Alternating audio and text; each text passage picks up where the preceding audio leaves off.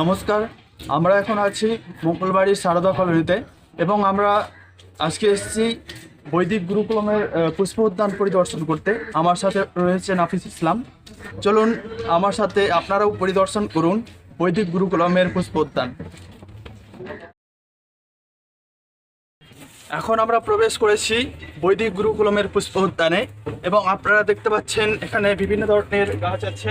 এখানে তুলসী গাছ আছে, ওদিকে আরও অনেক রকম গাছ দেখা যাচ্ছে। তো আমার সাথে সাথে পরিদর্শন করছে বৈদিক গুরুকুলমের কিছু শিক্ষার্থী এবং তাদেরকে আমরা জিজ্ঞাসা করে দেবো, তাদের কাছে আমরা সঠিক তথ্যটা নিব যে এখানে কি কি গাছ আছে আর মানে এই বাগানের দেখাশোনা কে করেন, তারপর আরো অনেক কিছু। চলুন তাদের কাছে যাওয়া যাক। আমার নাম কি? আমার নাম প্রণব মণ্ডল। তো এখানে তোমরা এখন কি করছো? এই তো গ্রাউন্ডে যেসব ফুলের গাছ, তুলসী গাছ আর অন্যান্য ফল প্রজাতির যেসব গাছগুলো আছে সেগুলো দেখছি। তো কেমন লাগছে এরকম পুষ্প উদ্যান পরিভ্রমণ করতে?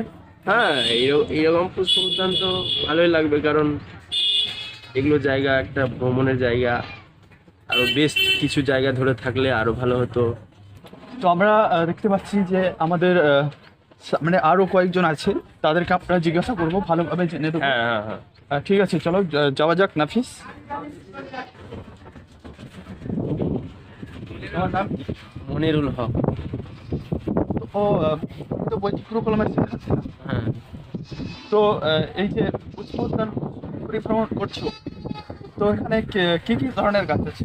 এখানে বিভিন্ন রকমের গাছ আছে, যেমন তুলসী গাছ, পেঁপে গাছ এবং বিভিন্ন রকমের ফুলের গাছ আছে। যেমন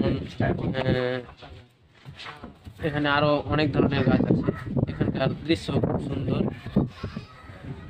দেখে যে এই মনোরম সকালবেলায় তুমি পাঠ গ্রহণ করার পরে এই যে পুষ্প উদ্যানে ঘুরতে এসছো, তো তোমাকে কেমন লাগছে? খুব সুন্দর লাগছে। এখানকার আবহাওয়া খুব সুন্দর, মনোরম এবং সুন্দর আবহাওয়া। এখানে খুব সুন্দর লাগছে, দেখেও খুব ভালো লাগছে। আচ্ছা ঠিক আছে মনিরুল, আমি তোমার সাথে আবার পরে কথা হবে। প্রিয় দর্শক।